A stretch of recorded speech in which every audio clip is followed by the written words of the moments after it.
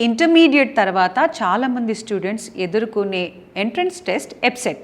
అసలు ఎప్సెట్ అంటే ఏంటి, ఎవరు రాయాలి, ఏ విధంగా ప్రిపేర్ అవ్వాలి, ఏం చదవాలి, ఎప్పటి నుంచి చదవాలి, ఇలా అనేక సందేహాలతో స్టూడెంట్స్ వాళ్ళ యొక్క పేరెంట్స్ తర్జన భర్జన పడుతూ ఉంటారు. ఈ సందేహాలన్నిటికీ సమాధానం చెప్పడానికి మనతో ఫిజిక్స్ ఫ్యాకల్టీ ఉన్నారు మధుబాబు గారు.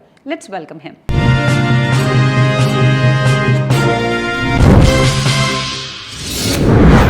Hello sir.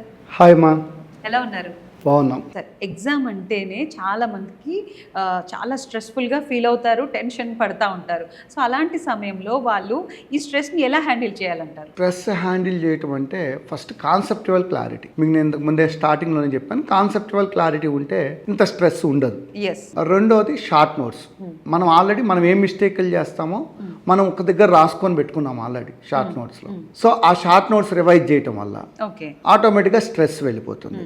రెండోది నంబర్ ఆఫ్ మార్క్ టెస్ట్. ఎక్కువ నంబర్ ఆఫ్ మార్క్ టెస్ట్లు రాస్తూ ఉంటే ఆటోమేటిక్గా మనకు కూడా ఆ ఈజ్ వచ్చేస్తుంది. ఆ పేపర్ రాసేటప్పుడు చేయగలుగుతాము. అంటే అసలు ఫస్ట్ ఏం చేయాలి, ఇప్పుడు నాకు ఈ టాపిక్ తీసినప్పుడు నాకు సెమీ కండక్టర్స్ బాగొచ్చు, సో నేను ఫస్ట్ సెమీ కండక్టర్స్ లేదా ఆ క్వశ్చన్ చేసేస్తా. అలా ఒక 5 క్వశ్చన్ చేయగానే కాన్ఫిడెన్స్ బిల్డ్ అయిపోతుంది.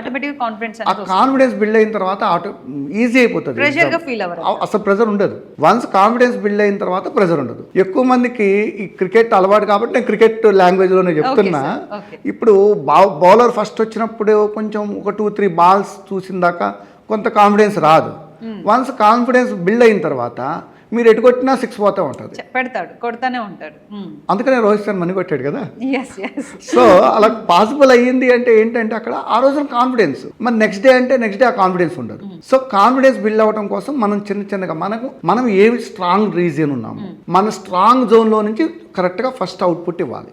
ఆ స్ట్రాంగ్ జోన్ లో అవుట్పుట్ లో కరెక్ట్ గా వెళ్ళింది అనుకోండి, ఇక ఆ రోజంతా మందే. అంటే రాని దాని మీద ముందే కాన్సన్ట్రేట్ చేస్తే డిసప్పాయింట్ అయ్యే ఛాన్స్ ఉంటుంది. మళ్ళీ డల్ గా అయిపోతారు, అయ్యో నేను ఎక్కడ ఎగ్జామ్ రాయనో ఫెయిల్ అయిపోతాను అనుకుంటారు. మీరు అన్నట్టే సార్, మనం ఎక్కువ కాన్ఫిడెన్స్ ఏది ఉందో, ఏదైతే చేయగలుగుతాం దాని మీద ఫోకస్ పెడితే దీనికి సమయం కూడా దొరుకుతుంది. అవును సార్, ఇప్పుడు స్టూడెంట్స్ ప్రిపరేషన్ లో ఎప్సెట్ కోసం ఆ దాంట్లో పేరెంట్స్ రోల్ ఎంతవరకు ఇంపార్టెంట్ అంటారు? పేరెంట్స్ రోల్ కూడా ఉంటుందండి ఇక్కడ. అంటే మనం అనుకుంటాం కానీ పేరెంట్స్ రోల్ ఏముంది, మనం కాలేజీ పంపించాం, ఫీజు కట్టాం, స్టూడెంట్ చదువుకుంటాడు అని అనుకుంటారు కానీ అలా ఉండదండి. పేరెంట్స్ రోలు, ఆ ఫ్యామిలీ బ్యాక్గ్రౌండ్ ప్రతిదీ ఎగ్జామ్లో రిఫ్లెక్ట్ అవుతూనే ఉంటుంది.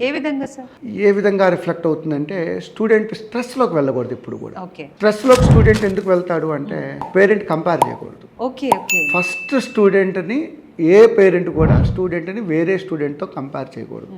జస్ట్ లైక్ ఒక పేరెంట్ ఎలా ఫీల్ అవ్వాలి అంటే, నువ్వు ఫస్ట్ టైం మీ అబ్బాయినో అమ్మాయినో తీసుకొని మీరు తిరుపతికో లేకపోతే ఒక కొండ ప్రాంతంకి వెళ్తున్నారు అనుకోండి. ఆ కొండ ప్రాంతం వెళ్తుంటే అరే వాడు ఫాస్ట్ వెళ్ళాడు, నువ్వు కూడా ఊరుకురా అని చెప్తారా? వాడిని చిన్నగా తీసుకొని ఎట్లా వాడిని ఎక్కించడానికి ట్రై చేస్తారా? జాగ్రత్తగా తీసుకొని వెళ్తారు.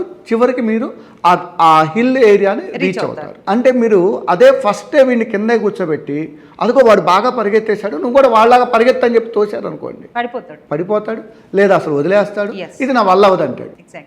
ఎప్పుడైతే మనం వాడిని అలా పట్టుకొని వెళ్తూ ఉంటామో ఆటోమేటిక్గా స్టూడెంట్ కూడా ఆ కాన్ఫిడెన్స్ బిల్డ్ అవుతూ ఉంటుంది. ఒక్కొక్కసారి లో అవ్వచ్చు స్టూడెంట్. ప్రతి స్టూడెంట్, అందరు స్టూడెంట్లు ఒకే రకం ఉండరండి. కొంతమంది స్టూడెంట్లు పేరెంట్ నుంచి కొంత కోరుకుంటాడు వాడు. అలా ఉన్నప్పుడు మనం సపోర్ట్ ఇవ్వాలి వాడికి. ఆ సపోర్ట్ ఇవ్వాలి, పర్లేదు నాన్న కానీ చెయ్యి, నువ్వు ఇది చేయగలుగుతావు, నువ్వు చేయగలిగిన వరకు చెయ్యి, ఇలా ఇవ్వాలి. అంతే తప్ప వాడికి ఆ ర్యాంక్ వచ్చింది నీకు ఈ ర్యాంక్ రాలేదు, వాడికి అన్ని మార్కులు వచ్చింది నీకు ఇన్ని మార్కులు రాలేదు అసలు వద్దు. ఎవరికి వాడే యూనిక్ అండి.